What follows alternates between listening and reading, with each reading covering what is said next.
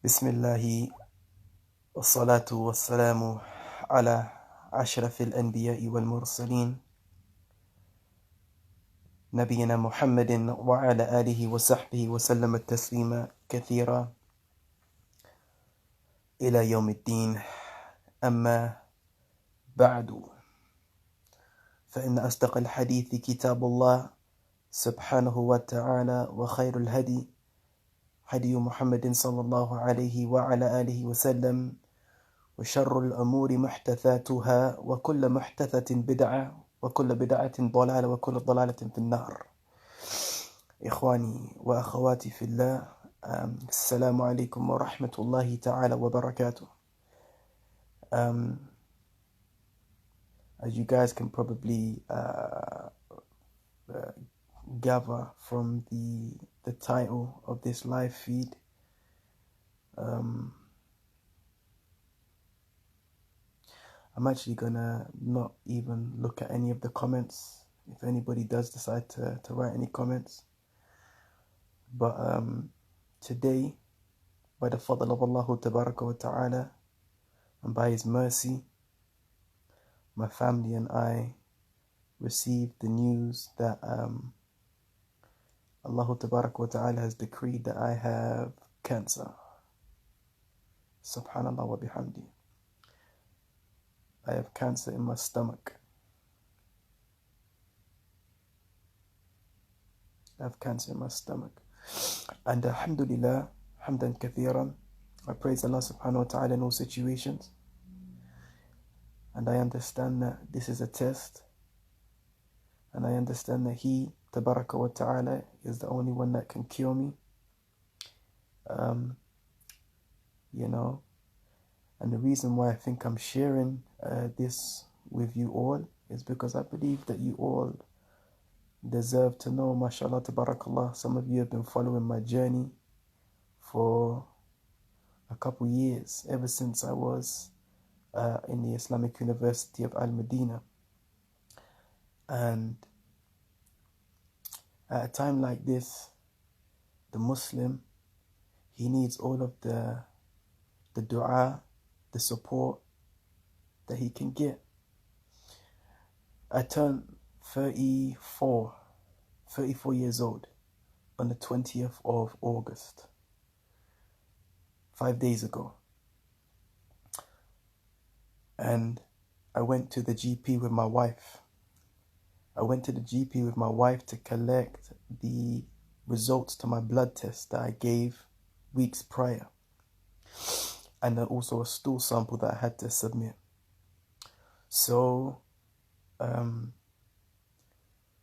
why it came as a shock to me, because I came back from Saudi Arabia about a year ago, a year and some change. And I thought I was relatively healthy. I had no issues. As far as I was aware, I was going to the gym regularly. I felt like I was at my strongest. I felt my iman was at its strongest. But little did I know, that's when the cancer actually began, according to the doctor. When I came back to the UK, as you can all imagine, I was in Saudi Arabia for 8 years. 8 years is a long time. 8 years is a long time to get into a way of life and to, become accustomed to, a way of life and a way of living. So when I came back to the UK, after being in Saudi Arabia for 8 years, it was very, very difficult to adjust. It was difficult to adjust culturally. It was difficult to adjust in terms of my faith. It was difficult to adjust in terms of, financially. It was difficult to adjust in terms of my living situation. And in the course of me coming back to the UK, I started to lose weight. I started to lose weight at a phenomenal pace. I was nearly 80 kg when I left Saudi. Today, on the 25th of August 2018, over a year, maybe a year and a month, year and 2 months later, I'm 63 kg. So I've lost over 15 kg in a very, very short amount of time. but I put it down to stress. I put it down to stress, you know.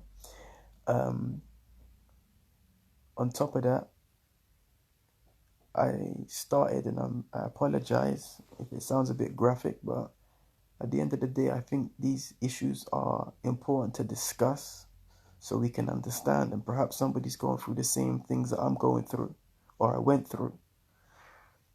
I started to notice a bit of blood in my stool. But something about me, and I've always been this way. I've always been a worrier, and I always like to put things on the back burner. So when I would see these things, I would try to, you know, put it to one side, not think about it. And to be honest with you, it was my mum who was really concerned. My whole family was concerned. To be honest, I would see brothers, and it was like maybe 2-3 times a day. Akhi, you've lost weight. Akhi, you've lost weight. Are you sick? Are you ill? To the point it actually started to get really frustrating. Really frustrating, you know.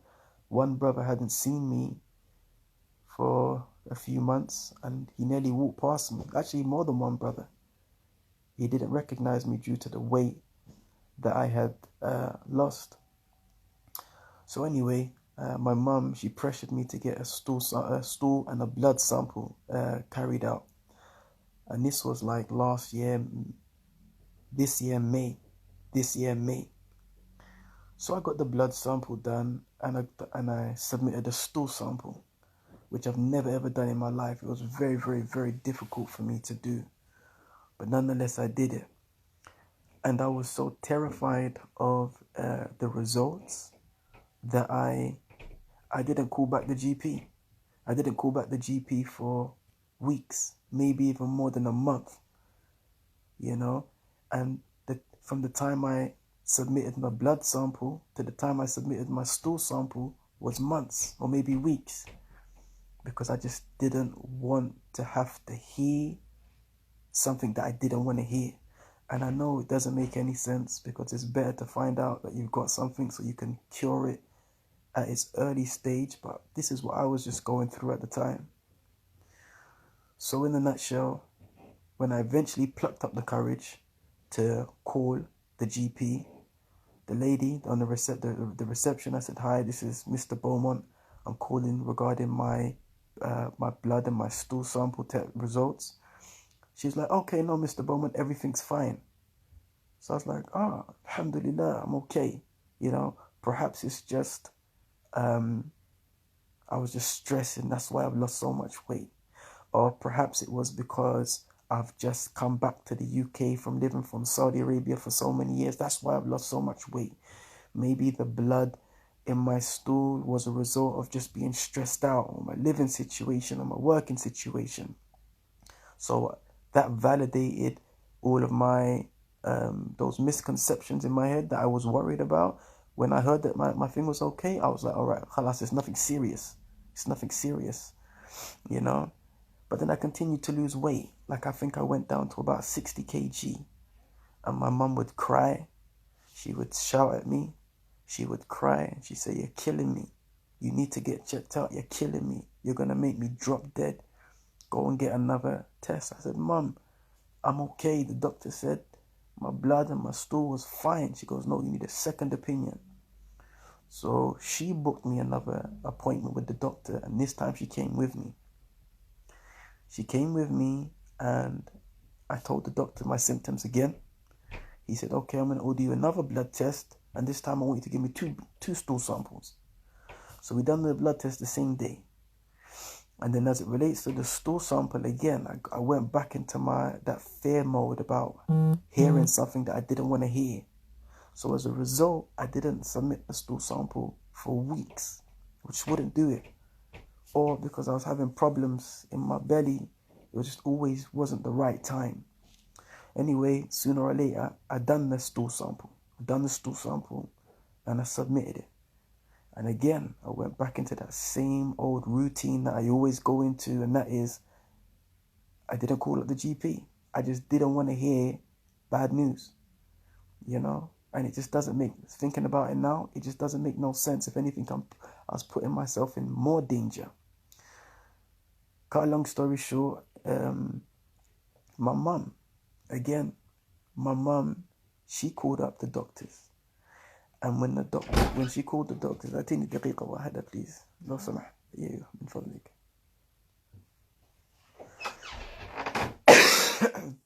شكرا. She called the doctors and she asked, she basically wanted for me to come in to collect my results. Now what upset me was that the receptionist, she said to my mother, Mrs. Beaumont, tell your son that he has to come in and see the doctor. So one day I was sleeping, knocked out, fast asleep. My mom came in and was like, Ismail, you have to go and book an appointment to the doctors. I'm like, why? She said, I just called them up. She said that you have to go and book an appointment and get your results. I said, well, why couldn't she just tell you the results over the phone? And inside, I'm panicking. I'm worrying, thinking, well, the last receptionist, she gave me the results. She just said I was fine. Why is it now that they're telling me to come in? Like, what do they want to tell me? So they gave me an appointment that very day. That same day, they gave me an appointment. I went into the doctor's, but this time I was with my wife. So the doctor was like, how can I help? And I was like, well, I was told I had to come in, I had the blood test done, I had a stool sample done. There was blood in my stool. He's like, yep, there is blood in your stool. We're gonna have to order you to have a colonoscopy. I said, a what? I've never heard of that in my life. What's that?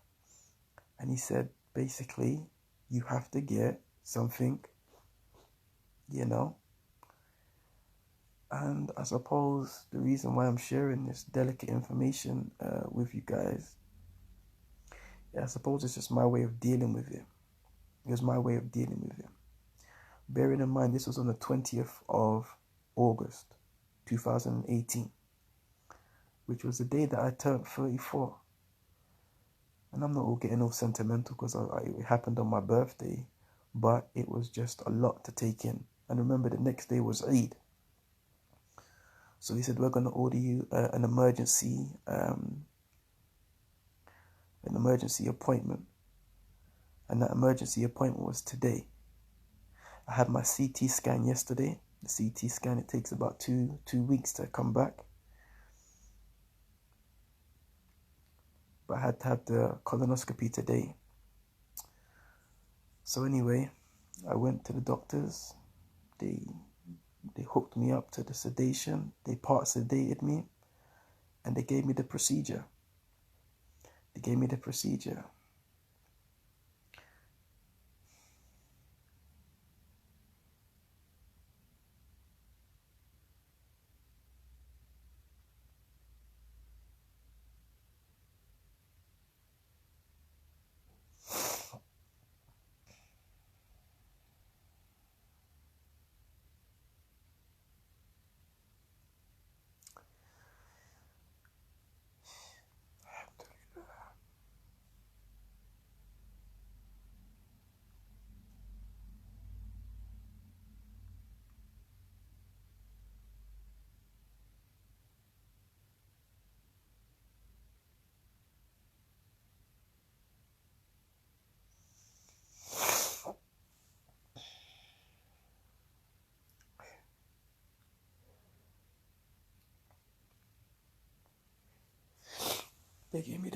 today.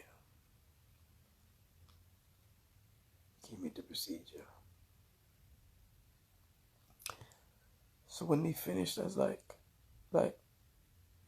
when they finished straight away, I said to the doctor, when I was in the room still, he was, clearing up. I said, doctor, did you find something? Because I was kind of looking at the screen, but I don't know what I'm looking for. I don't know what I'm looking at.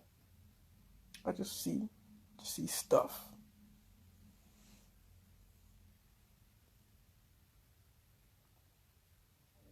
So I said to the doctor, what, did you find something? And I could see in his face that it wasn't good. And he was like, "Do you want me to tell you now?" I was like, "Yeah, just tell me. Just say. Just say what it is. What did you find?" He said, "Yeah, we found cancer."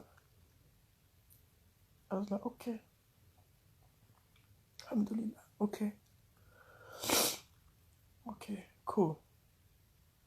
So then he took me back out. And then I was just like recovering for a little while. And I don't want anybody, by no stretch of the imagination, nobody to feel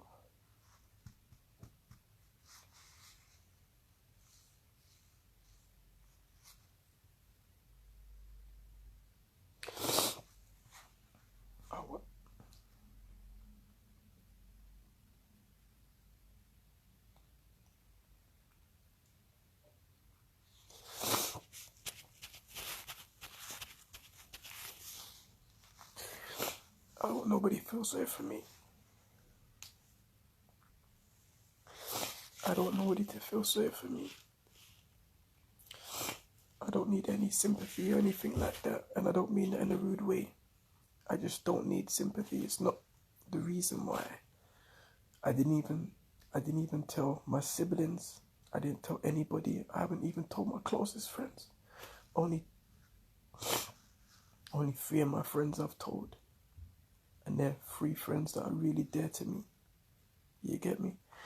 So it's not sympathy, but at the end of the day, I'd rather get it out there on this public platform. Alright? And this is going to be my way of dealing with it, bi'idhnillahi ta'ala. And I don't want you to see the tears and think that I'm not happy with Allah's qadr. You know, we're human beings.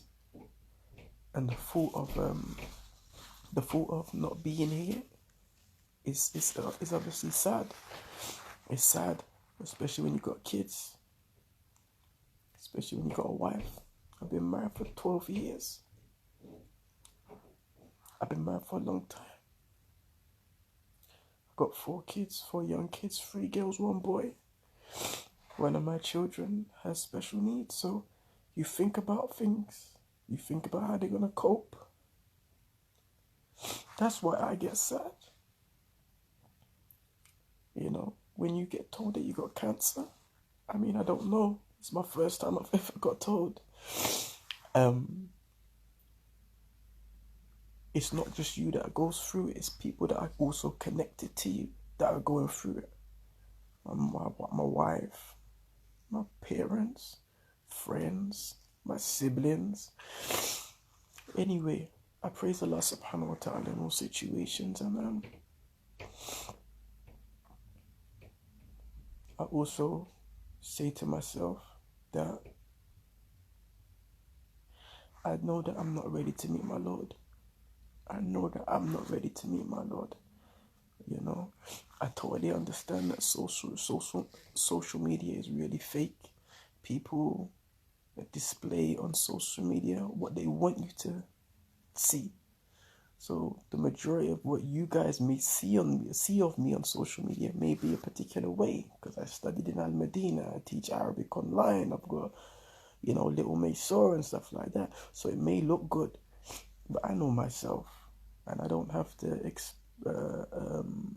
expose my sins. Any of my sins that Allah Tabaraka wa Ta'ala has concealed from the people, I'm going to keep them concealed.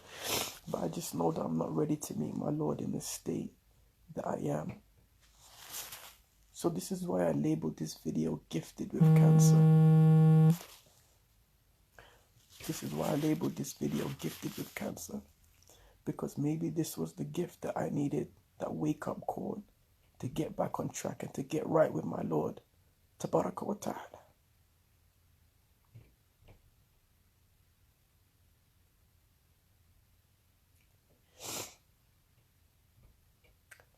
And if Allah Tabaraka wa Ta'ala has willed for me to meet him,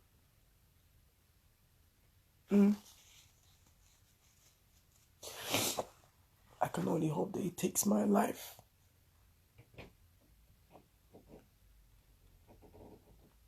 While He's pleased with me.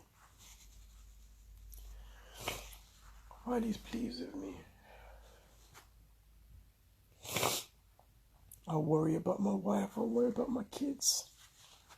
But at the same time, it's a worry that's quite futile because there's nothing I can do. It's just as simple as that. There's nothing I can do. But in saying that, I still think I'm going to come out of this successful and victorious. بإذن ربنا عز وجل. I don't think it's my time to go. بإذن الله تعالى. I'm going to do everything I can do, and I'm going to fight it. I'm going to fight it, and I'm going to continue to praise Allah subhanahu wa ta'ala. You know? But I wanted to share this with you. And one thing that respectfully, I don't mean any disrespect by no stretch of the imagination. I can see a few people are messaging in the comments. I know a few people are probably going to message me privately, but it's just something that, like, in the kindest, most politest way possible, I just don't want no messages. You know, if you see me on the street, or you see me at an event, or you see me in the masjid, by all means, come and speak to me. I'll be more than willing to speak about it. The reason why I'm a bit emotional, I only found out a couple of hours ago. that I've got it. But in saying that, yeah, any private messages, I won't reply to. Not because I'm trying to be, too good to. Anybody that knows me knows I always try to respond to messages, and if I don't, it's very seldom. But because of the nature of what's going on, I can't respond to every single private message that somebody's going to send, probably making dua for me. But the love is felt, and I do appreciate every single one of your du'as and every single one of your comments. I will try to read the comments, but right now I just want to try to get my mind off of it and just be positive. What I need around me is positivity. I need positivity. I need people that are going to remind me of Allah.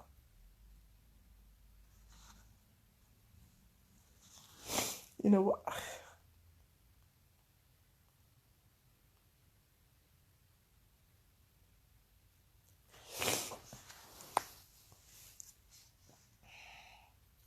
I think of our brother Ali Banat, rahimahullah ta'ala. My only regret right now is that I didn't do more to make money. So I could have followed in the footsteps of our brother Ali Banat and go and travel and go and give sadaqah. You know. I ask Allah subhanahu wa ta'ala to have mercy upon him and to accept it from him. But look, he was gifted with cancer as well, and it changed his life around. So maybe that this is what I need to change my life around. You know?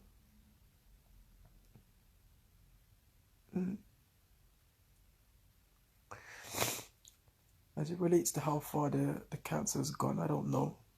I only found out today.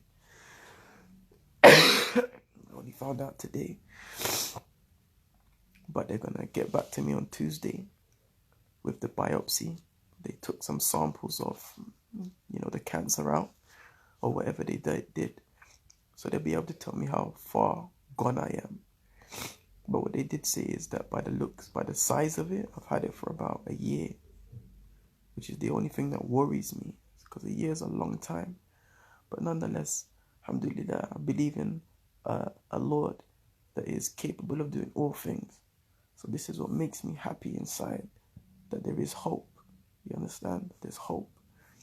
And that's one thing that I'll never ever give up faith in, bi'idhnillahi ta'ala, which is hope in my Lord.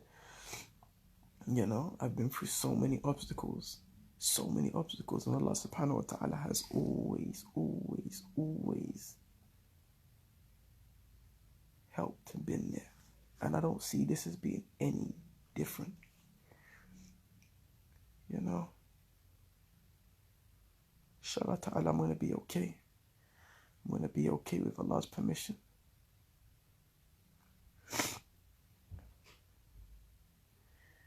Yeah, going to be okay. That's all, ikhwan wa akhawat. That's all I wanted to share with you today. Please keep me in your supplications, and please keep all of the Muslims all around the world that are suffering from sicknesses in your supplications. And take care of 5 before 5. As the Prophet ﷺ mentioned in the hadith, one of them is take care of your health before sickness overtakes you. Take care of your health before sickness overtakes you and you're no longer to do those things that you used to be able to do. And when you worship Allah Ta'ala, make sure you're sincere to Allah subhanahu wa ta'ala, because nothing else matters. When you're dead and you're gone, you're just going to be a memory. If that. You're going to be a memory. If that. Eventually your own family members will stop mentioning you. But that which is done for Allah Tabaraka wa ta'ala will remain. That which is done for Allah subhanahu wa ta'ala will remain.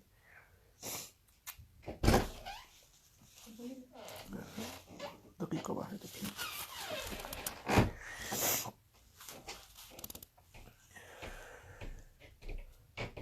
Jazakumullahu khaira for your time, guys. I really appreciate it. Like I said, please don't look at my emotion as me being disappointed with the qadr of Allah Tabaraka wa ta'ala. It's an obligation upon the Muslim to believe in the qadr, the khayrihi and the sharri, the khayrihi wa the sharri. It's obligatory for the Muslim to believe in the predestination of Allah Tabaraka wa ta'ala, the good of it and the bad of it, and this no doubt is the bad of it. Maybe there's good in it, but on the face of it, it's the bad of it. But we have to believe in it. This was something that was decreed 50,000 years before the creation of the heavens and the earth. So don't look at the emotion and think for 1 second, I'm not happy with Allah's qadr. I am happy with Allah's qadr. And I don't curse what's happened, and I'm patient. Sometimes I'm happy. Sometimes I get a bit emotional and I get sad because I'm a human being. That's what happens to human beings. But at the same time, it is a lot to take in.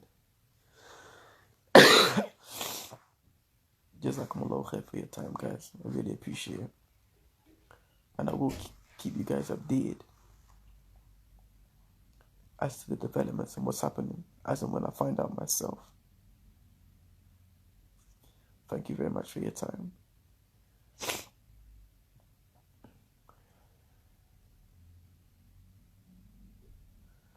Assalamu alaikum wa rahmatullahi wa barakatuh.